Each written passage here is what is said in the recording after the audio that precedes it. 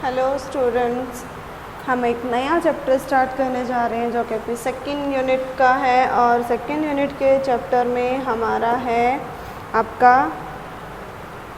ये 5th chapter. ठीक है, आपकी सेकेंड यूनिट है structural organisation in animals and plants. And आपका इस यूनिट का फर्स्ट चैप्टर है वो है morphology of flowering plants. Morpho यानी कि एक्सटर्नल, लोगोज यानी स्टडी, यानी कि प्लांट्स की जो एक्सटर्नल कैरेक्टर्स की हम स्टडी करते हैं वो क्या कहलाता है? मॉर्फोलॉजी। ठीक है, मॉर्फोलॉजी है वो ब्रांच है साइंस की जो कि डील करती है प्लांट्स के एक्सटर्नल फीचर्स की स्टडी। एक्सटर्नल फीचर्स किन प्लांट पार्ट्स की, जैसे कि रूट है, रूट की शेप क्या है, रूट के स्ट्रक्चर क्या है, ठीक है, और स्टेम है, स्टेम की शेप क्या है, उसके क्या क्या मॉडिफिकेशंस है, क्या स्टेम के फंक्शंस हैं, या स्टेम पे कौन कौन से पार्ट्स हैं वो अटैच्ड होते हैं प्लांट के, और उस पे लीव्स हैं वो किस तरीके से प्रेजेंट हैं, लीव्स के अंदर वीन्स हैं वो कैसे अरेंज हैं, फ्लावर किस तरीके से प्रेजेंट हैं, फ्लावर्स फ्रूट्स में किस तरीके से डेवलप हो रहे हैं। ठीक है, यानी कि उन सभी ऑर्गेनिज्म की शेप, उनकी अपीयरेंस, उनकी अरेंजमेंट या उनकी उस प्लांट के पर्टिकुलर पोजीशन के बेसिस पर जब हम प्लांट के कैरेक्टर्स को स्टडी करते हैं तो वो मॉर्फोलॉजी कहलाता है। अब हम अगर एक बेसिक प्लांट को देखें, प्लांट में दो बेसिक सिस्टम एग्जिस्ट करते हैं जिनमें आता है root system and shoot system. Root system में हमारी रूट होती है और शूट सिस्टम में स्टेम और उससे जुड़े हुए सारे स्ट्रक्चर्स हैं प्लांट के वो प्रेजेंट होते हैं। हम बात करेंगे पहले रूट सिस्टम की। रूट सिस्टम यानी कि वो सिस्टम प्लांट्स का जिसमें उसकी रूट्स प्रेजेंट होती हैं वो उसका रूट सिस्टम कहलाता है। रूट सिस्टम में डिफरेंट काइंड की रूट्स हैं वो प्रेजेंट होती हैं।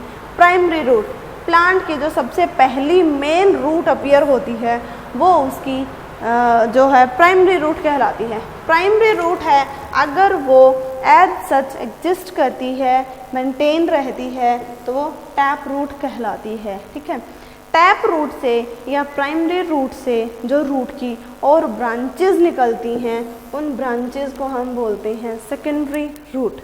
कुछ एक प्लांट्स में सेकेंडरी रूट्स हैं वही मेन रूट की तरह एग्जिस्ट करती हैं बिकॉज उनमें टैप रूट है वो धीरे धीरे डिक्लाइन हो जाती है और वो बिल्कुल ख़त्म हो जाती है, तो वहाँ जो सेकेंडरी रूट्स हैं वही एक्टिव रहती हैं और वो फाइबर लाइक होती हैं, तो उसको हम फाइब्रस रूट है वो बोलते हैं। इनकी सेकेंडरी रूट है वही फाइब्रस रूट में रिजल्ट होती हैं। एडवेंटिशियस रूट क्या होती हैं? जनरली रूट है वो रेडिकल से ओरिजिनेट होती है। अगर रेडिकल के अलावा रूट बाकी प्लांट में कहीं से भी ओरिजिनेट होती है तो वो एडवेंटिशियस रूट कहलाती है। ये बेसिकली हम रूट है उसकी मॉडिफिकेशंस हैं उसमें करेंगे।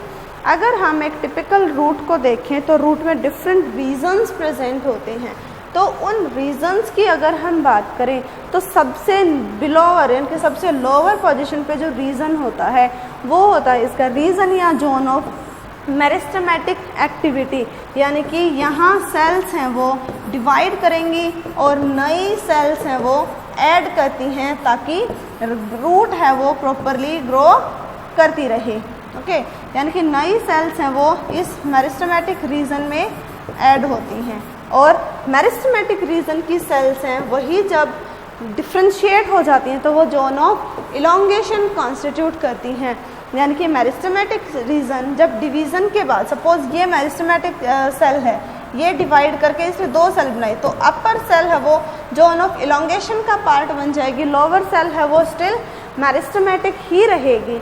तो ये जो जोन ऑफ इलोंगेशन की सेल है ये रूट की इलोंगेशन के लिए रिस्पॉन्सिबल होती है ताकि रूट है वो और नीचे तक पेनिट्रेट करे सॉइल में और वो और अच्छे से न्यूट्रिएंट्स और वाटर हैं उनको एब्जॉर्ब कर सके और प्लांट को और ज़्यादा एनकरेजमेंट है वो प्रोवाइड कर सके। ठीक है, अब हम बात करें अगर जोन ऑफ मैचुरेशन, जब जोन ऑफ इलोंगेशन की सेल पर्टिकुलरली डिफ्रेंशिएट हो जाती हैं और वो एक टिपिकल रूट का फंक्शन परफॉर्म करती हैं तो वो सेल पार्ट बनती हैं जोन ऑफ मैचुरेशन का।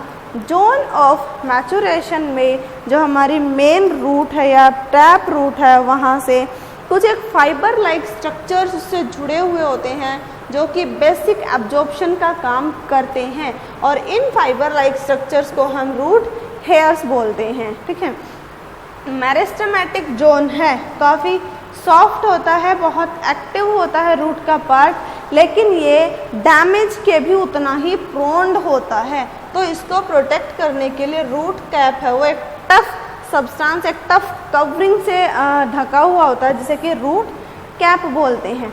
अगर हम एक टिपिकल रूट के फंक्शंस की बात करें तो रूट हैं वो बेसिकली प्लांट को सॉइल में एनकरेज करती हैं, उसे वहाँ फिक्स करके रखती हैं। वो प्लांट को सॉइल से मिनरल्स और वाटर्स हैं वो एब्जॉर्ब करके देते हैं, और अल्टीमेटली मिनरल्स के फॉर्म में प्लांट्स के लिए रूट है वो न्यूट्रिएंट्स को एब्जॉर्ब करती है। अगर हम रूट के फंक्शंस की बात करें तो ये रूट के बेसिक फंक्शंस होते हैं जिन फंक्शंस के लिए रूट डेस्टाइंड होती हैं, लेकिन इसके अलावा भी रूट्स हैं कुछ एक स्पेसिफिक फंक्शंस परफॉर्म करती हैं। हम अगर उन स्पेसिफिक फंक्शंस की बात करें तो ये रूट की मॉडिफिकेशंस कहलाती हैं, यानी कि अपने जो रूट के स्पेसिफिक फंक्शन है उनके अलावा रूट जो भी फंक्शन परफॉर्म करती है वो रूट की मॉडिफिकेशंस में काउंट होते हैं। जैसे कि कैरेट है, रेडिश है, टर्निप है, स्वीट पोटैटो है, इनकी जो रूट्स हैं वो फूड को स्टोर करती हैं और इन रूट्स को हम कंज्यूम करते हैं, तो ये रूट मॉडिफाइड होती हैं फूड स्टोर करने के लिए। ऐसे ही जैसे हमने बैनियन ट्री में देखा, जैसे जैसे बैनियन ट्री है उसकी एज बढ़ती है, एज के साथ साथ उसकी ब्रांचेज से रोप जैसे स्ट्रक्चर्स हैं वो ग्रो करना स्टार्ट कर देते हैं। ये अल्टीमेटली ये रोप जैसे स्ट्रक्चर हैं अर्थ से जाके अटैच हो जाते हैं और ये सॉइल में फिक्स हो जाते हैं। यहाँ इससे क्या होता है कि ब्रांच को इन रूट्स की फॉर्म में एक्स्ट्रा सपोर्ट मिलता है, तो जैसे जैसे प्लांट है वो ग्रो करता चलता है, ये रूट्स हैं उनकी भी ग्रोथ है वो चलती रहती है, और इन रूट्स को हम बोलते हैं प्रोप रूट्स। ठीक है, प्रोप यानी कि किसी पर्टिकुलर सोर्स को अपने सपोर्ट के लिए यूज़ करना। ठीक है, तो ये रूट्स हैं उन्हें यूज़ करती हैं जो कि स्टेम से ही ओरिजिनेट होती हैं, तो ये एडवेंटिशियस रूट का ही पार्ट होती हैं। सेम ऐसे ही जो मेज़ और मेज़ के जैसे जितने भी स्टेम होते हैं, जैसे आपका मक्का है, ज्वार है, बाजरा है, इनके जो आप पेड़ देखेंगे तो उसमें आप देखेंगे कि बेसिकली उनके स्टेम के साथ जो स्टेम के जो सबसे लोअर मोस्ट रीजन होता है वहाँ से कुछ एक फाइबर जैसे बिल्कुल टाइट फाइबर जैसे स्ट्रक्चर्स हैं वो ओरिजिनेट होते हैं और वो सॉइल के साथ अटैच हो जाते हैं, तो वो भी रूट्स ही होती हैं, इनको स्टिल्ट रूट बोलते हैं। और ये मेज स्टेम है या उस पर्टिकुलर टिपिकल प्लांट जिसमें ये ग्रो हुई है उसे सीधा खड़ा होने के लिए सपोर्ट है वो प्रोवाइड करती हैं। ठीक है, तो ये भी सपोर्ट के लिए रूट की मॉडिफिकेशंस होती हैं। कुछ एक प्लांट्स जैसे जो मैंग्रोव एरिया है, मार्शी लैंड है, जो दलदली एरिया है, ठीक है, वहाँ क्या होता है कि कुछ एक प्लांट्स दलदल एरिया में क्या होता है मीथेन रिच होता है, तो वहाँ प्लांट्स की रूट है वो रेस्पायर नहीं कर पाती, तो वो छोटी छोटी प्रोजेक्शंस की फॉर्म में उस पर्टिकुलर दलदल से बाहर आ जाती है रूट, जिन्हें हम नुमेटोफोर्स बोलते हैं। और इन नुमेटोफोर्स का फंक्शंस होता है कि ये प्लांट को रेस्पिरेशन के लिए ऑक्सीजन प्रोवाइड करती हैं, तो ये रूट्स की रेस्पिरेशन के लिए मॉडिफिकेशन होती है जो जनरली मैंग्रोव प्लांट्स हैं उनमें देखने को मिलती है। रूट के बाद हम चलेंगे स्टेम की ओर। स्टेम क्या है कि प्लांट का जो एरियल पार्ट है वो स्टेम कहलाता है। ठीक है, अब स्टेम के ऊपर क्या क्या प्रेजेंट होता है? जनरली स्टेम पे ब्रांचेस होती हैं, फ्लावर की लीव्स होती हैं, फ्लावर्स हैं, और फ्लावर्स हैं अल्टीमेटली फ्रूट्स में भी स्टेम पे ही टर्मिनेट होते हैं। ठीक है, स्टेम पे स्पेसिफिक स्ट्रक्चर्स होते हैं जहाँ से ये सारे स्ट्रक्चर्स हैं वो ओरिजिनेट होते हैं, तो वो साइट्स जहाँ से ये स्ट्रक्चर्स ओरिजिनेट होते हैं वो नोड्स कहलाती हैं। नोड्स में ऐसा क्या होता है, नोड्स में एक स्पेसिफिक टिश्यू होता है जिसे इंटरकैलरी टिश्यू बोलते हैं, और उसी टिश्यू से लीव्स हैं, ब्रांचेस हैं, वो सब ओरिजिनेट होते हैं। दो सक्सेसिव नोड्स के बीच में जो स्पेस होता है जहाँ स्टेम, एक टिपिकल स्टेम का जो स्ट्रक्चर एग्जिस्ट करता है वो उसकी इंटर नोड्स हैं वो कहलाती हैं। अगर हम एक टिपिकल स्टेम के फंक्शंस की बात करें तो स्टेम का सबसे बेसिक फंक्शन में आता है कि प्लांट को एक मैकेनिकल स्ट्रेंथ प्रोवाइड करना, उसके जो एरियल पार्ट्स हैं उनको पोजीशन रखना, वो स्टेम का फंक्शंस होता है। स्टेम पे लीव्स होती हैं, तो लीव्स है वो फोटोसिंथेसिस परफॉर्म करती हैं और प्लांट के लिए ऑर्गेनिक मटेरियल है वो सिंथेसाइज करती हैं ताकि वो अपनी एनर्जी डिमांड से उन्हें पूरा कर सके, यानी कि उसके लिए फूड है वो प्रोवाइड करती हैं। ठीक है, फ्लावर्स हैं, फ्लावर्स और रिप्रोडक्टिव ऑर्गन्स की तरह एक्ट करते हैं। ठीक है, सेक्सुअल रिप्रोडक्शन में गैमीट फॉर्मेशन सबसे नेसेसरी फेज होती है, तो जो गैमीट प्रोड्यूस होते हैं प्लांट्स में वो फ्लावर्स में ही होते हैं और फ्लावर्स हैं वो स्टेम पे ही प्रेजेंट होते हैं, तो स्टेम है वो कहीं ना कहीं रिप्रोडक्शन को भी असिस्ट करता है। ठीक है, अब स्टेम है वो रूट्स ने जो वाटर या मिनरल्स एब्जॉर्ब किए हैं उनका न्यूट्रिएंट के तौर पर यूज़ होने के लिए लीव्स तक पहुंचना ज़रूरी होता है। तो रूट और लीव्स के बीच में जो कंडक्शन का फंक्शन है उसे भी स्टेम ही परफॉर्म करता है, यानी कि सारे न्यूट्रिएंट्स को लीव्स तक पहुंचाने में भी स्टेम का रोल होता है। स्टेम है अपने प्राइमरी फंक्शंस के अलावा कुछ एक अल्टरनेटिव फंक्शंस भी परफॉर्म करता है कुछ एक प्लांट्स में, जिन्हें हम स्टेम की मॉडिफिकेशंस बोलते हैं।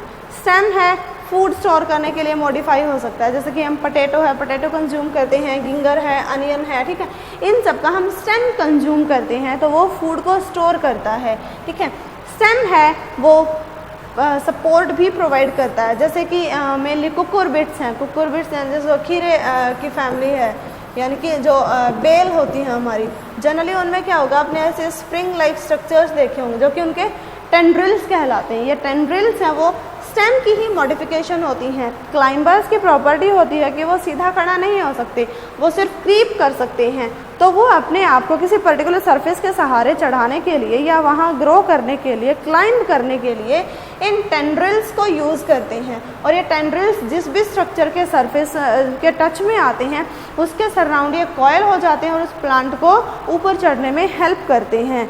तो टेंड्रिल्स की फॉर्म में ये सपोर्ट भी प्रोवाइड करता है। कुछ एक प्लांट्स हैं जैसे कि हमारे बुशेस हैं, सिट्रस प्लांट है, नींबू के पेड़ हैं, रोज़ है, उन सब में कांटे प्रेजेंट होते हैं और ये कांटे हैं वो स्टेम की ही मॉडिफिकेशन होते हैं जो उन प्लांट्स को प्रीडेटर से जो है प्रोटेक्ट करते हैं। जो एनिमल्स हैं वो इजीली उन्हें मीन्स डैमेज नहीं कर सकते। थॉर्न्स का एक और काम होता है कि थॉर्न्स है वो ट्रांसपिरेशन की रेट को कम करते हैं। ट्रांसपिरेशन होता है एक्स्ट्रा वाटर का लॉस होना, तो जो थॉर्न्स हैं वो स्पेसिफिक जो डेजर्ट प्लांट्स जितने भी हैं उन सब की कैरेक्टरिस्टिक ये मिलते हैं, क्योंकि डेजर्ट प्लांट को पानी है वो एक्स्ट्रा अमाउंट में चाहिए होता है, तो उस एक्स्ट्रा वाटर के लॉस को रोकने के लिए थॉर्न्स को डेवलप करते हैं जो इन्हें ट्रांसपिरेशन को कम करने में हेल्प करता है, ट्रांसपिरेशन को रोकता है। कुछ एक प्लांट्स में स्टेम है वो फोटोसिंथेसिस भी परफॉर्म करता है, जैसे कि जनरली कैक्टस है, ठीक है, कैक्टस में या ओपनशिया है, इनमें क्या होता है कि स्टेम लीव्स हैं वो हाईली रिड्यूस्ड हो जाती हैं ताकि लीव्स हैं उनसे भी ट्रांसपिरेशन है वो बहुत ज़्यादा होता है। तो ये फोटोसिंथेसिस है स्टेम वो भी मेनली डेजर्ट प्लांट में ही परफॉर्म करता है, बिकॉज लीव्स हैं जो ट्रांसपिरेशन है वो बेसिकली लीव्स के थ्रू ज़्यादा होता है। तो जो डेजर्ट प्लांट हैं उनकी लीव्स हैं वो रिड्यूस्ड हो जाती हैं और उनमें स्टेम है वही ग्रीन होता है, फ्लैशी होता है, ठीक है। अब वो स्टेम है जो फ्लैशी और ग्रीन स्टेम है वही फोटोसिंथेसिस परफॉर्म करता है, क्लोरोफिल से रिच होता है और प्लांट के लिए फूड है वो सिंथेसाइज करता है। तो स्टेम है वो फोटोसिंथेसिस के लिए भी मॉडिफाइड होता है।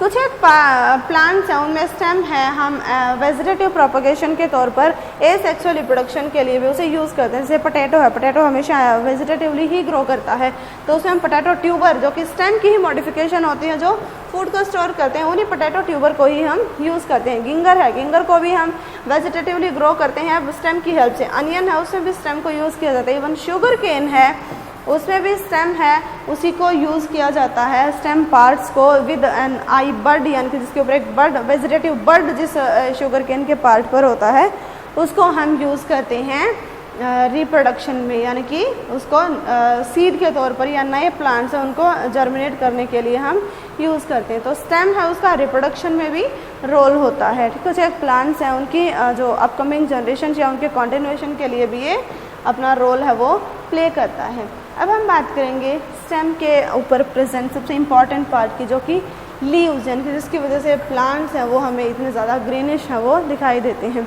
लीव्स को प्लांट्स का किचन भी बोलते हैं उनके फंक्शंस के बेसिस पर, बिकॉज लीव्स हैं वो फोटोसिंथेसिस परफॉर्म करती हैं और फूड को सिंथेसाइज करती हैं, यानी कि वो इनऑर्गेनिक मटेरियल है जिन्हें लिविंग वर्ल्ड यूज़ नहीं कर सकता एज सच फॉर्म में, उसे ऑर्गेनिक फॉर्म में या यूजेबल फॉर्म में वो कन्वर्ट करती हैं। तो लीव्स इसी वजह से वो किचन ऑफ द प्लांट है वो कहलाती हैं। अगर हम टिपिकल लीफ है उसके स्ट्रक्चर की बात करें तो एक लीफ का जो ग्रीन सरफेस है, जिसकी ब्रॉड ग्रीन सरफेस है, उसको हम लीफ ब्लेड या लीफ लैमिना बोलते हैं। ठीक है, अब लीफ है जिस पर्टिकुलर स्ट्रक्चर के सहारे, जिस पर्टिकुलर स्टॉक के सहारे स्टेम से जुड़ी हुई होती है वो पिटियोल कहलाता है। पिटियोल के बेस पर एक मेरिस्टेमेटिक टिश्यू प्रेजेंट होता है जिसे हम एक्सिलरी बड बोलते हैं, जो कि लीफ एक्सिस में जनरली फ्लावर्स वगैरह की जो फॉर्मेशन है उसके लिए रिस्पॉन्सिबल होता है।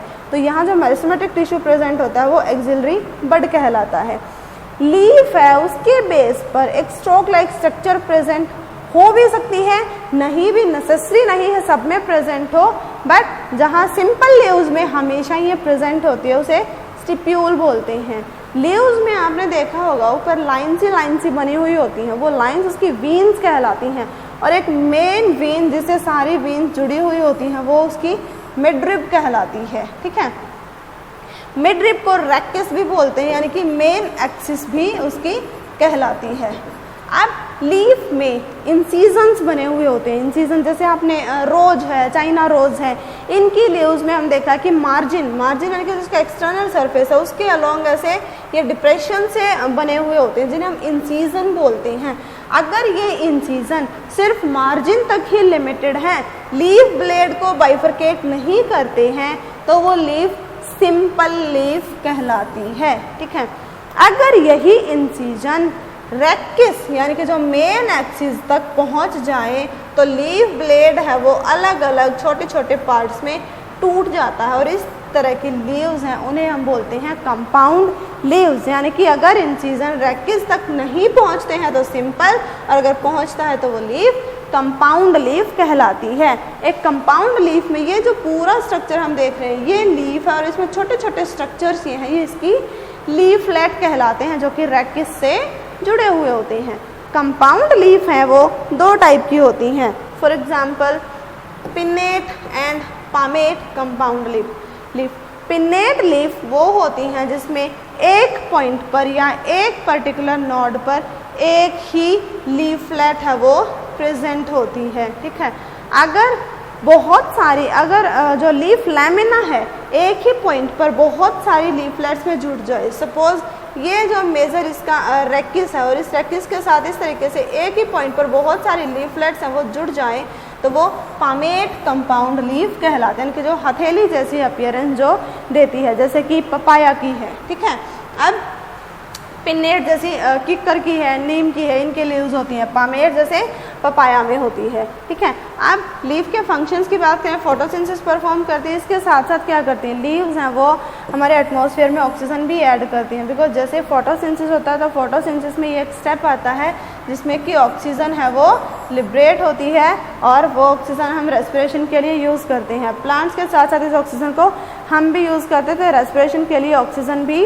प्रोवाइड करती है। ठीक है, लीव्स हैं वो एक्स्ट्रा वाटर है उसे लॉस करती हैं वेपर की फॉर्म में, और इस loss of extra water in the form of vapour is termed as transpiration, और ट्रांसपिरेशन के थ्रू लीव्स हैं वो टेम्परेचर को मेंटेन रखती हैं, प्लांट के इंटरनल भी और प्लांट के एक्सटर्नल भी। ठीक है, तो ये टेम्परेचर को रेगुलेट करने में हेल्प करती हैं।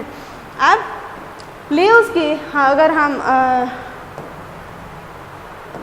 लीव्स हैं उनमें अगर हम स्पेसिफिक सर्टेन कैरेक्टर्स की बात करें लीव्स में, तो लीव्स हैं उनमें जो वीन्स हैं उनकी पर्टिकुलर एक अरेंजमेंट होती है, और वीन्स की उसी पर्टिकुलर अरेंजमेंट को हम बोलते हैं वेनेशन, यानी कि एक पर्टिकुलर लीफ में वीन्स की अरेंजमेंट है उसे वेनेशन बोलते हैं। वेनेशन है वो बेसिकली दो टाइप का होता है, पैरेलल वेनेशन और रेटिकुलेट वेनेशन। पैरेलल वेनेशन जिसमें सारी वीन्स हैं एक दूसरे के पैरेलल होंगी, ज़रूरी नहीं है वो मिडरिब के पैरेलल हों। सपोज अगर ये कोई लीफ इस तरीके की है, ठीक है, सपोज ये लीफ है, तो इस लीफ में वीन्स का अरेंजमेंट है वो इस तरीके का भी हो सकता है, यानी कि वीन्स उनका एक दूसरे के पैरेलल होना नेसेसरी होता है, मिडरिब के कंपैरिजन में नहीं होता, जैसे कि बनाना में होता है, ठीक है, ये मेनली ग्रासेस में देखने को मिलता है। इस तरीके का वेनेशन है वो बनाना में, यानी कि जहाँ वीन्स एक दूसरे के पैरेलल अरेंज होंगी वो पैरेलल वेनेशन कहलाता है। जबकि जिस वेनेशन में जो वीन्स हैं, सारी वीन्स हैं वो मेजर वीन मिडरिब से जुड़ी हुई होंगी और एक रफ सा नेटवर्क सा बनाती हैं, वो वेनेशन रेटिकुलेट वेनेशन कहलाता है। पैरेलल वेनेशन है वो जनरली मोनोकोट्स में देखने को मिलता है और जिन प्लांट्स में पैरेलल वेनेशन एग्जिस्ट करता है उनमें बेसिकली फाइब्रस रूट सिस्टम होता है, जबकि जिन वेन्स में रेटिकुलेट वेनेशन होता है वो जनरली डाइकोट्स की कैरेक्टरिस्टिक बनती हैं और ऐसे प्लांट्स में जनरली टैप रूट सिस्टम है वो एग्जिस्ट करता है, ठीक है। अगर हम बात करें लीव्स की अरेंजमेंट, यानी कि जो लीव्स हैं वो किस तरीके से स्टेम पे अरेंज्ड हैं, उसे हम जो है फाइलोटैक्सी बोलते हैं, ठीक है। तो यानी कि फाइलोटैक्सी क्या है, लीव्स की स्टेम पे अरेंजमेंट है, उसी को हम क्या बोलेंगे, फाइलोटैक्सी। फाइलोटैक्सी है वो 3 टाइप की होती है, alternate, opposite and world. Alternate में एक नोड पे सिर्फ एक ही लीफ प्रेजेंट होगी, ठीक है, और लीव्स हैं पूरे स्टेम पे एक दूसरे को अल्टर करती हैं, ठीक है। अब अगर वो लीव्स हम स्टेम है या ब्रांच है उस ब्रांच के टिप पॉइंट से देखें और अल्टरनेट हेलिकल मैनर में हमें लीव्स 3 रोज में दिखाई देती हैं तो वो ट्राइकस कहलाती है, ठीक है, या ट्राइमेरस लीव्स है वो कहलाती है। अगर वो 4 रोज में हमें दिख रही तो वो टेट्रामेरस कहलाती है। अगर लीव्स की हमें 5 रोज बनी हुई दिखेंगी उस ब्रांच के अलोंग तो वो पेंटामेरस कहलाती है, ठीक है।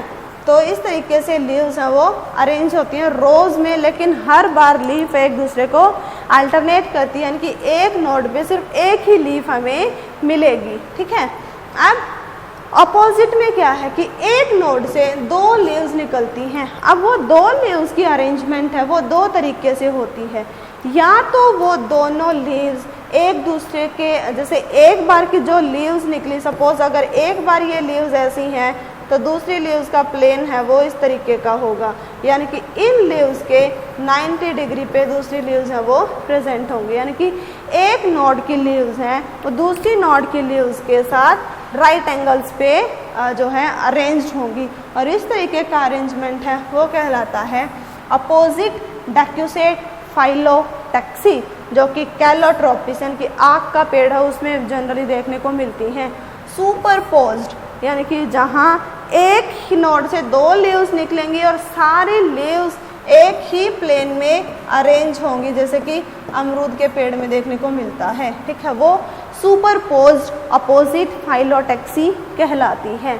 अब हम अगर वर्ल्ड फाइलोटैक्सी की बात करें तो वर्ल्ड फाइलोटैक्सी यानी कि वो फाइलोटैक्सी जिसमें एक नोड पे बहुत सारी लीव्स हैं वो जुड़ी हुई होती हैं, यानी कि एक नोड से बहुत सारी लीव्स ओरिजिनेट हो रही हैं तो वो वर्ल्ड कहलाती है। वर्ल्ड यानी कि गुच्छा जनरली, ठीक है, जैसे कि आप जो मेनली एल्स्टोन यानी कि जो जनरली हम सदाबहार का जो पेड़ है जिसके ऊपर पिंक कलर का छोटा सा फ्लावर आता है उसमें प्रेजेंट होता है वो वर्ल्ड फाइलोटैक्सी कहलाती है। अब अगर हम लीफ की मॉडिफिकेशंस की बात करें, यानी कि फोटोसिंथेसिस और के साथ साथ लीव्स और क्या फंक्शंस परफॉर्म करती हैं, उसमें आता है लीव्स हैं, कुछ एक प्लांट जैसे पी प्लांट है उनमें सपोर्ट प्रोवाइड करती हैं। उस प्लांट को इरेक्ट स्टैंड करने के लिए वो किसी न किसी सपोर्ट के साथ जुड़ने के लिए अपनी लीव्स हैं उनको टेंड्रिल्स की फॉर्म में ग्रो कर लेती है। तो जहाँ लीव्स टेंड्रिल बनाएंगी वो उसके लिए सपोर्ट का जो है पार्ट है वो बनती हैं।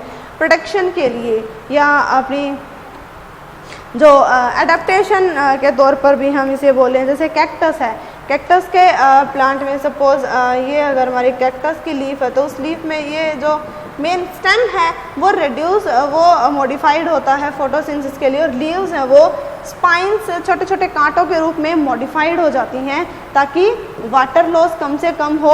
और इसका एक और फ़ायदा होता है कि अगर कोई पर्टिकुलर एनिमल है इन प्लांट्स पे ग्रेज करेगा तो उसे ये स्पिक्यूल्स हैं वो हार्म करते हैं और वो उनका ग्रेजिंग उनके ऊपर जो प्रेफर नहीं करता, तो उन प्लांट्स को ये प्रोटेक्ट भी करती है। इसके साथ साथ जैसे अनियन है, गार्लिक है, उनके जो हम पार्ट कंज्यूम करते हैं वो उनकी स्केली लीव्स कहलाती हैं। लीव्स हैं वो दो टाइप की होती हैं, एक होती है फोलिएज लीव्स और एक होती है स्केली लीव्स। फोलिएज लीव्स वो लीव्स होती हैं जो प्लांट की ग्रीन फोटोसिंथेटिक लीव्स होती हैं, उन्हें हम फोलिएज लीव्स बोलते हैं। इसके अलावा प्लांट में छोटी छोटी जो लीव्स प्रेजेंट होती हैं जो कि जनरली फोटोसिंथेसिस के लिए डिस्टाइन नहीं होती हैं, और वो लीव्स उनकी स्केली लीव्स कहलाती हैं। कुछ एक प्लांट्स में स्केली लीव्स हैं वो फूड को स्टोर करती हैं, जैसे कि अनियन है, गार्लिक है, ठीक है, इनमें तो ये फूड स्टोरेज में भी हेल्प करती हैं लीव्स। कुछ एक प्लांट्स हैं बहुत स्पेसिफिक होते हैं, उनकी लीव्स हैं वो ट्विस्ट होके और एक पोर्ट लाइक स्ट्रक्चर बनाती हैं, और उस पोर्ट लाइक स्ट्रक्चर में इंसेक्ट्स जब एंटर करते हैं वहाँ न्यूट्रिशन डिराइव करने के चक्कर में, तो वो उस पोर्ट फिर वो उससे बाहर नहीं निकल पाते, वो लीव्स उन इंसेक्ट्स को कैप्चर कर लेती हैं, और उन लीव्स में सर्टेन ऐसे केमिकल्स प्रेजेंट होते हैं जो उन इंसेक्ट्स के लिए एंजाइम की तरह काम करते हैं और उन इंसेक्ट्स को डिग्रेड कर देते हैं, उन्हें किल कर देते हैं। फिर उन इंसेक्ट से जो भी रॉ मटेरियल या जो भी उनके डिग्रेडेशन से सब्सटेंसेस रिलीज होते हैं उन्हें लीव्स अब्जॉर्ब कर लेते हैं और अपने लिए न्यूट्रिशन के तौर पर वो प्लांट उन्हें यूज़ कर लेते। तो ऐसी लीव्स की मॉडिफिकेशन को हम बोलते हैं पिक्चर, यानी कि पॉट लाइक शेप जो उसकी है। और प्लांट जिनकी पिक्चर लीव्स होती हैं उन्हें हम पिक्चर प्लांट्स बोलते हैं। तो ये भी लीव की मॉडिफिकेशन है, वाइडली यूज़ किया जाता है, ये जनरली लैब्स हैं उनमें एक स्पेसिमेन के तौर पर बहुत यूज़ किया जाता है, ठीक है। इसके बाद हम बात करें लीव, रूट हो गया, स्टेम हो गया, लीफ हो गया, फ्लावर का, प्लांट का जो मोस्ट इम्पॉर्टेंट पार्ट उसका फ्लावर। हम बात कर रहे हैं मॉर्फोलॉजी ऑफ फ्लावरिंग प्लांट, तो हम सबसे ज़्यादा फोकस है वो इसके फ्लावर पे रखेंगे, बिकॉज फ्लावर है वही क्या होते हैं, रिप्रोडक्शन के यूनिट होते हैं, इन्हीं में गैमेट्स बनते हैं और अपकमिंग जनरेशन या जो नेक्स्ट जनरेशन है उसकी श्योरिटी के लिए भी ये रिस्पॉन्सिबल होते हैं। तो फ्लावर्स की शूट पे एक पर्टिकुलर अरेंजमेंट होती है, फ्लावर्स की शूट पे जो एक पर्टिकुलर अरेंजमेंट है उसको हम बोलते हैं इनफ्लोरेसेंस। इनफ्लोरेसेंस, अब एक फ्लावर है वो बनता कैसे है, फ्लावर है वो नोड से ही बनता है। अब फ्लावर की फॉर्मेशन करने के लिए बहुत सारी नोड्स हैं वो यूनाइट हो जाती हैं और एक सिंगल नोड की तरह एक फ्लोरल बड में वो सारी नोड मिलकर टर्मिनेट हो जाती हैं, यानी कि बहुत सारी नोड्स मिलकर एक फ्लोरल बड बनाती हैं। फिर जैसे एक नोड से लीव्स निकलती हैं उसी तरह हर नोड से फ्लावर के डिफरेंट वर्ल्ड्स, यानी कि उसके डिफरेंट पार्ट्स हैं वो ओरिजिनेट होते हैं। वो लीव्स या तो एज सच लीव्स की फॉर्म में ही प्रेजेंट होती हैं या वो फोल्ड होके फ्यूज़ होके स्टेमन्स बनाती हैं या वो फ्यूज़ होके फोल्डिंग के बाद वो कार्पल्स बनाती हैं, यानी कि प्लांट की लीव्स हैं वही मॉडिफाइड होती हैं फ्लावर फॉर्मेशन के लिए, इसीलिए हम फ्लावर को मॉडिफाइड शूट भी बोलते हैं। अब फ्लावर है उसकी पोजीशन है या उसकी अरेंजमेंट है या उसका पैटर्न जो है फ्लावरिंग का वो दो तरीके का होता है, रेसमोज एंड साइमोज। रेसमोज है वो डोमिनेटिंग इन्फ्लोरेसेंस होता है, बिकॉज जो उसमें रेसमोज में क्या होता है कि जो मेन ब्रांच है वो फ्लोरल बड में टर्मिनेट नहीं होगी, वो कॉन्टिन्यूसली ग्रो करती रहेगी। जो लेटरल ब्रांचेस निकलती हैं उन पर फ्लावर्स हैं वो अपीयर होते हैं ताकि मेन ब्रांच है वो ग्रो करती रहे।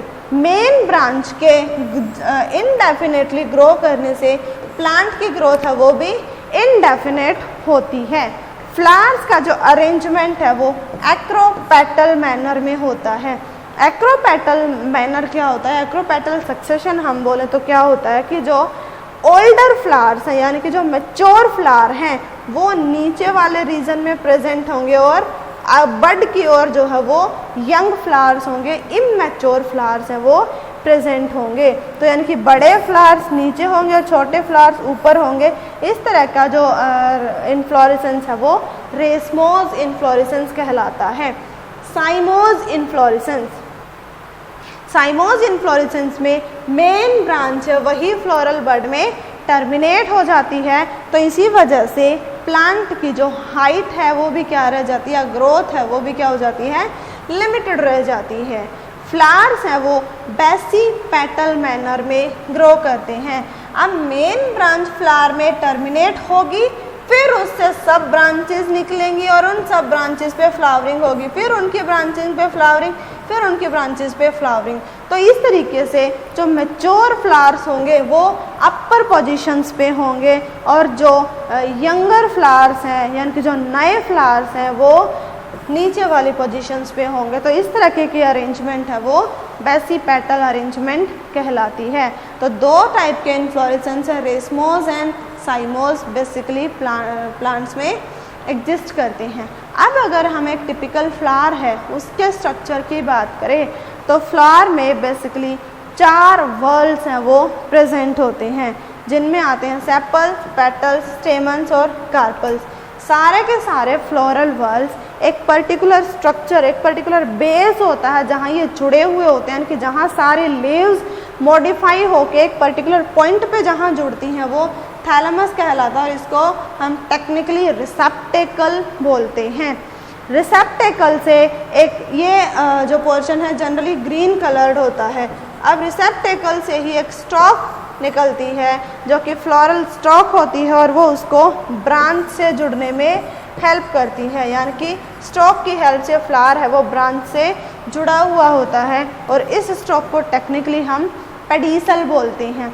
अब बात करेंगे फ्लोरल वर्ल्स की।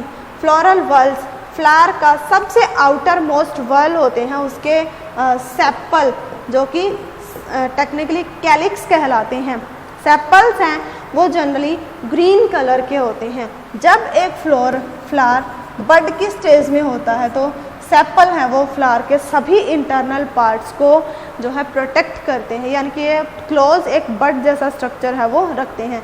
जैसे जैसे बड खुलता है सेपल्स हैं वो अपनी पोजीशन लेना स्टार्ट कर देते हैं और हमें पेटल्स यानी कि फ्लावर है उसकी कलर्ड लीव हैं वो अपीयर होना स्टार्ट हो जाती हैं। उन कलर्ड लीव्स को हम बोलते हैं करोला, ठीक है। जैसे ही करोला फुल्ली डेवलप हो जाते हैं तो हमें फ्लावर में छोटे छोटे धागे जैसे से स्ट्रक्चर्स हैं वो दिखने शुरू होते हैं, जिनके ऊपर छोटे छोटे हेड लाइक डॉट्स बने हुए होते हैं।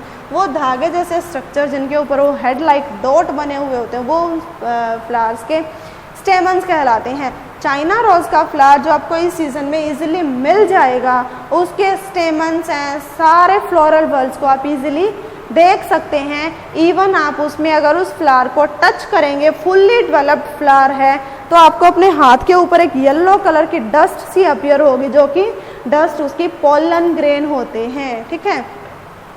तो स्टेमन्स हैं वो उसका मेल पार्ट्स होते हैं। स्टेमन्स हैं वो 2 पार्ट से मिलकर कंप्लीट होता है। स्टेमन्स को टेक्निकली एंड्रोशियम बोलते हैं। स्टेमन्स हैं वो एंथर और फिलामेंट से मिलकर बनते हैं। फिलामेंट वो स्टॉक लाइक स्ट्रक्चर होता है या वो स्टॉक होती है जो एंथर्स को थैलेमस से जोड़ते हैं। एंथर्स हैं उनका काम होता है पोलन ग्रेन प्रोड्यूस करना। एंथर्स हैं जनरली उनके अंदर सेप्टम बना हुआ होता है जिसको हम बोलते हैं थीका, और उस थीका यानी कि वो साइट जहाँ जनरली इसमें पोलन ग्रेन बनते हैं उस सेप्टम की वजह से 2 थीका बन जाते हैं। तो एंथर्स हैं वो बेसिकली प्लांट्स की डाइथीकस होती हैं। अगर सेप्टम नहीं बनता है तो एंथर्स मोनोथीकस कहलाती हैं। मोस्टली प्लांट्स में एंथर्स हैं वो डाइथीकस होती हैं, ठीक है। एंथर हैं वो मेल गैमीट बनाती हैं जो कि क्या होते हैं, पोलन ग्रेन्स होते हैं। अब हम बात करेंगे पिस्टिल कार्पल की। कार्पल भी बोलते हैं, पिस्टिल भी बोलते हैं। टेक्निकली इसे गाइनोशियम बोलते हैं। गाइनोशियम है उसके 3 पार्ट्स होते हैं। जैसे ही आप चाइना रोज के फ्लावर को देखेंगे तो जहाँ उसके स्टेमन्स होंगे उनके बीच में आपको एक ऐसा धागा दिखाई देगा जिसके ऊपर इन हेड्स के थोड़ा बड़ा सा एक हेड आपको अपीयर होगा, ठीक है। तो जो भी आपको जिसके ऊपर बड़ी डॉट अपीयर हो वो उसका कार्पल का पार्ट है और वो हेड लाइक स्ट्रक्चर उसका स्टिग्मा होता है। स्टिग्मा का काम होता है कि हमेशा पोलन ग्रेन्स को रिसीव करता है। जैसे इसके एंथर मैच्योर होंगे और ये पोलन ग्रेन्स को रिलीज करेंगे, ये स्टिग्मा इन पोलन ग्रेन्स को रिसीव कर लेता है। स्टिग्मा से एक long tube like structure originate होती है जिसे कि स्टाइल बोलते हैं। स्टाइल का काम होता है कि जब इन पोलन ग्रेन से पोलन ट्यूब डेवलप होगी तो ये उस पोलन ट्यूब को ओव्यूल्स तक लेके जाता है। आप सबसे नीचे वाला पार्ट, जब एक चाइना रोज के फ्लावर को आप कंप्लीटली डाइसेक्ट कर लेंगे, यानी कि सारे पार्ट्स को आप हटा देंगे, धीरे धीरे बहुत ध्यान से अगर हटाएंगे तो आप देखेंगे उस थैलेमस के ऊपर आपको ये एक येलो कलर का स्वोलन सा पार्ट है वो दिखाई देगा जो कि उसकी ओवेरी कहलाती है। अगर आप ओवेरी को ब्लेड से बीच में से कट कर देंगे तो आपको उसमें छोटे छोटे थोड़े से लाइटर कलर के डॉट्स हैं इजीली विजिबल होंगे और वो लाइटर कलर के डॉट्स हैं उसके वो ओव्यूल कहलाते हैं, ठीक है। ओवेरी में ओव्यूल्स प्रेजेंट होते हैं जो कि फर्दर फर्टिलाइजेशन के बाद सीड बनाते हैं। अब रिप्रोडक्शन के पॉइंट ऑफ व्यू से फ्लोरल पार्ट्स हैं उन्हें हम दो कैटेगरीज में डिवाइड कर सकते हैं, accessory and necessary. Accessory floral bulbs वो होते हैं जो रिप्रोडक्शन में पार्टिसिपेट तो नहीं करते बट रिप्रोडक्टिव ऑर्गन्स को मैच्योर होने तक प्रोटेक्शन प्रोवाइड करते हैं। वो ऑर्गन्स या वो वर्ल्स इसके एक्सेसरी वर्ल्स कहलाते हैं और इसमें आते हैं सेपल्स एंड पेटल्स। फिर हम बात करेंगे नेसेसरी वर्ल्स की। नेसेसरी वर्ल्स में आते हैं वो ऑर्गन्स जो कि रिप्रोडक्शन में पार्टिसिपेट करते हैं और इसमें बेसिकली आते हैं स्टेमन्स एंड कार्पल्स, ठीक है। अब हम बात करेंगे इन वर्ल्स के पर्टिकुलर लीव्स हैं उनकी अरेंजमेंट की। अगर हम फ्लोरल वर्ल्स में जनरली सेपल और पेटल की अगर अरेंजमेंट की बात करें तो उनकी अरेंजमेंट जो है उसे हम बोलते हैं एस्टाइवेशन। एस्टाइवेशन है वो बेसिकली 4 टाइप्स का होता है, valvate, twisted, imbricate and vexillary. Valvate aestivation वो होता है जिसमें फ्लोरल वर्ल्स की कोई ओवरलैपिंग नहीं होती, कोई ओवरलैप यानी कि एक भी फ्लोरल वर्ल या एक भी फ्लोरल लीफ है वो दूसरी लीफ से कवर्ड नहीं होती, कहीं से भी फ्यूज्ड हो सकते हैं, फ्री हो सकते हैं बट कहीं से भी ओवरलैपिंग या ओवरलैप नहीं होंगे। इस तरीके का एस्टाइवेशन है वो वेलवेट एस्टाइवेशन कहलाता है। अगर इसी वेलवेट एस्टाइवेशन को हम ट्विस्ट कर दें तो क्या होगा कि इसमें इस तरीके की अरेंजमेंट आ जाएगी कि एक एंड है वो सबका ओवरलैपिंग होगा और उस वर्ल का दूसरा एंड है वो ओवरलैप्ड होगा और इस तरीके का जो ट्विस्टेड अरेंजमेंट है उसको हम ट्विस्टेड एस्टाइवेशन बोलते हैं। इसके बाद आता है इम्ब्रिकेट। इम्ब्रिकेट है वो ट्विस्टेड का ही एक मॉडिफिकेशन होती है जिसमें एक लीफ है वो कम्प्लीटली ओवरलैपिंग हो जाती है और एक लीफ है वो कम्प्लीटली ओवरलैप्ड हो जाती है, बाकी चाहे उसमें जितनी भी लीव्स हैं वो ट्विस्टेड मैनर में रहती हैं और इस अरेंजमेंट को हम बोलते हैं इम्ब्रिकेट एस्टाइवेशन, ठीक है। अब आता है वैक्सिलरी एस्टाइवेशन। वैक्सिलरी एस्टाइवेशन में एक लीफ है वो हाईली एनलार्ज्ड हो जाती है और अपने से नीचे 2 लीव्स के एक एक एंड को वो ओवरलैप कर लेती है। जो ये ओवरलैप्ड एंड्स हैं वो फर्दर 2 सेपल्स के यूनाइट होने से एक जो पेटल बनती है जिसे कील बोलते हैं वो उस कील के एक सिरे को ओवरलैप करते हैं। ये बहुत ही स्पेसिफिक काइंड का एस्टाइवेशन है जो सिर्फ सिलेक्टेड प्लांट्स में देखने को मिलता है। जनरली जैसे पी का फ्लावर है उसमें देखने को मिलता है और इस एस्टाइवेशन को बोलते हैं वैक्सिलरी एस्टाइवेशन। अब हम बात करेंगे ओवेरी में प्रेजेंट ओव्यूल्स की। ओव्यूल्स की अरेंजमेंट ओवेरी में प्लेसेंटा। ओव्यूल्स हैं, ओवेरी में उनकी अटैचमेंट के लिए एक स्ट्रक्चर नेसेसरी होता है जो कि उन ग्रोइंग ओव्यूल्स को फर्दर न्यूट्रिशन भी प्रोवाइड करता है और वो स्ट्रक्चर प्लेसेंटा कहलाता है। प्लेसेंटा पे ओव्यूल्स की अरेंजमेंट है वो प्लेसेंटेशन कहलाता है। प्लेसेंटेशन है वो जनरली बेसिकली 5 टाइप्स का होता है, जिसमें पहला आता है मार्जिनल। मार्जिनल क्या, जैसे ही सपोज ये एक कंप्लीट लीफ है, ये जब फ्यूज होके इस तरीके की लीफ लाइक स्ट्रक्चर बनाएगी तो प्लेसेंटा है वो उसके जहाँ दोनों लीव्स के 2 मार्जिन्स मिलेंगे वो ओवेरियन स्ट्रक्चर कहलाता है। और उस ओवेरियन स्ट्रक्चर के अलोंग अगर प्लेसेंटा की फॉर्मेशन होती है और उस प्लेसेंटा पे ओव्यूल्स अटैच्ड हैं तो वो प्लेसेंटेशन है वो मार्जिनल प्लेसेंटेशन कहलाता है, जो कि जनरली पी प्लांट में देखने को मिलता है। अगर हम बात करें एक्साइल प्लेसेंटेशन की, इसमें ओवेरी है मोनोकार्पलरी होगी। मोनोकार्पलरी यानी कि सिंगल ओवेरी प्रेजेंट होगी, ठीक है।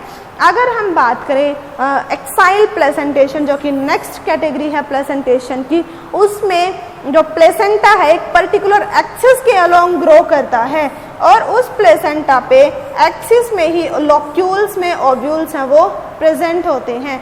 लोक्यूल्स क्या होते हैं? लोक्यूल्स वो साइट्स होती हैं जहाँ ओव्यूल्स प्रेजेंट होते हैं, ठीक है। तो जहाँ इसमें प्लेसेंटा में एक पर्टिकुलर एक्सियल पोजीशन में ओव्यूल्स हैं वो प्रेजेंट होते हैं, वो एक्साइल प्रेजेंटेशन कहलाता है, जैसे कि टमाटो में, सिट्रस में प्रेजेंट होता है। यहाँ ओवेरी है वो मल्टी कार्पलरी यानी कि 2 या 3 से ज़्यादा ओवेरीज हैं वो फ्यूज्ड होती हैं और वो फ्यूज्ड ओवरी एक सिंगल ओवरी की तरह में दिखाई देती हैं, तो वो मल्टी कार्पलरी ओवरी उसमें प्रेजेंट होती है, जिसमें प्लेसेंटा एक पर्टिकुलर एक्सिस में ग्रो करता है और ओव्यूल्स हैं वो भी प्लेसेंटा के एक्सिस के अलोंग ही इसमें डेवलप होते हैं। नेक्स्ट हम बात करेंगे पैराइटल। पैराइटल पेरिफ्री यानी कि जिसमें प्लेसेंटा है वो पेरिफ्री के अलोंग ग्रो करता है और ओवेरी है वो भी ओव्यूल्स हैं वो भी पेरिफेरल रीजन में प्रेजेंट होते हैं। इसमें ओवेरी है वो यूनिलोक्यूलर होती है यानी कि एक ही लोक्यूल होता है, बट फाल्स सेप्टम यानी कि फाल्स वॉल डेवलप होने की वजह से हमें इसमें जो है बहुत सारी लोब्स बनी हुई दिखाई देती हैं, ठीक है। अगर जैसे हम देखें ये प्लेसेंटा है ये कॉन्टिन्यूस होता है, इसमें कहीं सेप्टम नहीं बना हुआ होता, लेकिन जो ये प्लेसेंटा की इलोंगेशन है लोक्यूल फॉर्मेशन के टाइम पर यही सेप्टम की तरह दिखाई देती है और इसकी वजह से जो ओवेरी है वो हमें मल्टीलोक्यूलर है वो दिखाई देती है, ठीक है। ये जैसे बेसिकली मस्टर्ड प्लांट में देखने को मिलता है। अब जो नेक्स्ट पार्ट है इसका वो है फ्री सेंट्रल यानी कि जहाँ प्लेसेंटा है फ्रीली सेंटर में ग्रो करता है और वहीं उस पर ओव्यूल्स हैं वो अटैच्ड होते हैं। इसमें कहीं कोई सेप्टम कहीं कोई डिमार्केशन नहीं बनी होती, फॉर एग्जांपल डायंथस, ठीक है। अब बात करेंगे हम सबसे लास्ट और स्पेसिफिक प्लेसेंटेशन की। इसमें क्या है कि प्लेसेंटा है ओवेरी के बेस से ओरिजिनेट होता है और उसमें एक सिंगल ओव्यूल प्रेजेंट होता है जो कि ओवेरी के बेस से ही जुड़ा हुआ होता है। फॉर एग्जांपल सनफ्लावर में है, मैरीगोल्ड में है, जिनमें ये प्लेसेंटेशन देखने को मिलता है। अब ओव्यूल्स हैं वो जनरली डेवलप होते हैं सीड में, तो ओव्यूल्स हैं ओवेरी में प्रेजेंट होते हैं और सीड्स हैं वो फ्रूट्स में प्रोटेक्ट होते हैं, तो ओवेरी है वो डेवलप होती है फ्रूट में, ठीक है। अब ओवेरी की 3 बेसिक लेयर्स होती हैं, ठीक है। जो उसकी सबसे आउटर मोस्ट लेयर होती है वो फ्रूट की सबसे आउटर मोस्ट लेयर बनाती है, जिसे हम एपिकार्प बोलते हैं। जो फ्रूट की मिडल लेयर है मेसोकार्प, इनर मोस्ट लेयर है वो एंडोकार्प कहलाती है। अगर फ्रूट है फ्लैशी है और उसमें सारी लेयर्स हैं वो डिफ्रेंशिएटेड हैं तो हम उसको एपिकार्प, मेसोकार्प, एंडोकार्प से लेबल करते हैं। लेकिन अगर फ्रूट की वॉल्स हैं वो डिफ्रेंशिएटेड नहीं हैं तो उसे हम पेरिकार्प से जो है लेबल करते हैं, ठीक है। तो पेरिकार्प ओवेरी वॉल के लिए कॉमन टर्म है, हम वो यूज़ करते हैं डेवलप होने के बाद। अब जो फ्रूट है यानी कि जो ओवेरी, जिस टाइप की ओवेरी से वो फ्रूट डेवलप हुआ है उसके बेसिस पर फ्रूट को हम 2 बेसिक कैटेगरी में जो है डिवाइड करते हैं, जिसमें एक आता है ड्रूप। ड्रूप में क्या होगा कि वो फ्लावर जो मोनोकार्पलरी ओवेरी से ही ओरिजिनेट होगा, यानी कि एक सिंगल ओवेरी से जो है डेवलप होता है और उसमें सीड है वो भी सिंगल ही होता है, वो फ्रूट है वो ड्रूप कहलाता है। जैसे कि मैंगो है, कोकोनट है, ये फ्रूट है वो ड्रूप कहलाते हैं। बेरी फ्रूट कौन से होते हैं? वो फ्रूट्स जो मल्टी कार्पलरी ओवेरी से डेवलप होते हैं और मल्टीपल सीडेड होते हैं, वो हमारी बेरी फ्रूट्स हैं वो कहलाते हैं। जैसे ब्रिंजल है, टमाटो है, ठीक है, सिट्रस फ्रूट्स हैं, ये सारे के सारे बेरी कहलाते हैं। अगर हम फ्रूट है जहाँ से वो डेवलप हुआ है उसके और बेसिस पर फ्रूट्स को फिर हम फर्दर दो कैटेगरीज में डिवाइड कर सकते हैं, true fruit and false fruit. True fruit वो फ्रूट्स होते हैं जो ओवेरी से ही डेवलप होते हैं, जैसे कि मैंगो, टमाटो, ठीक है, जो भी फ्रूट्स हैं हमारे। फॉल्स फ्रूट किसे कहते हैं? अगर ओवेरी के अलावा फ्लावर के किसी भी अलग पार्ट से फ्रूट डेवलप होता है तो वो फॉल्स फ्रूट कहलाता है। जैसे एप्पल, एप्पल का जो पार्ट हम कंज्यूम करते हैं, जो एडिबल पार्ट जो हम कंज्यूम करते हैं, वो थैलेमस की जो मॉडिफिकेशन होती है, थैलेमस है वही स्वॉलन अप हो जाता है एप्पल की फॉर्म में। एक्चुअल में एप्पल के बीच में जो बीच वाला पोर्शन जिसे हम निकाल के फेंकते हैं वो उसकी ओवेरी होती है, ठीक है। तो एप्पल है उसका थैलेमस है वो फ्रूट की फॉर्म में डेवलप होता है। अब एक टर्म आती है पार्थिनोजेनेसिस। हम देखते हैं कि कुछ एक फ्रूट्स होते हैं जैसे जिनमें सीड्स ही नहीं होते। फॉर एग्जांपल बनाना है, उसमें कोई सीड नहीं होता। वो सीड क्यों नहीं बनता? सीड है फर्टिलाइजेशन के बाद ओव्यूल से बनता है। क्या हो कि अगर फर्टिलाइजेशन ना हो और ओवेरी है वो डायरेक्टली फ्रूट में डेवलप हो जाए, ऐसा पॉसिबल होता है, नेचर में भी एग्जिस्ट करता है और हम आर्टिफिशियली है वो भी प्लांट से उन्हें ग्रो कर सकते हैं कुछ एक जो हार्मोन्स हैं उनके एक्शन से। तो वो मैकेनिज़्म जिसमें ओवेरी बिना फर्टिलाइजेशन के डायरेक्टली फ्रूट में डेवलप हो जाए, वो प्रोसेस क्या कहलाता है? पार्थिनोजेनेसिस, जो कि नेचुरली बनाना में एग्जिस्ट करता है, ठीक है। यहाँ आपका फर्स्ट चैप्टर है वो कंप्लीट होता है। इसके आगे का पार्ट है यानी कि ओव्यूल सीड में किस तरीके से जो है डेवलप होते हैं, और बहुत सारी ऐसी टर्म्स हैं जो इन सब पार्ट से जुड़ी हुई होती हैं, ठीक है, और जिनके बेसिस पर हम फ्लावर्स हैं उनको कैटेगराइज करते हैं, उन्हें क्लासिफाई करते हैं और उनके कैरेक्टर्स हैं उनको लिखते हैं। वो हम नेक्स्ट पार्ट है उसमें कवर करेंगे। आप वीडियो को अच्छे से देखिए। अगर कहीं भी कोई भी आपको डाउट जो है अपीयर होता है तो मुझे कॉन्टेक्ट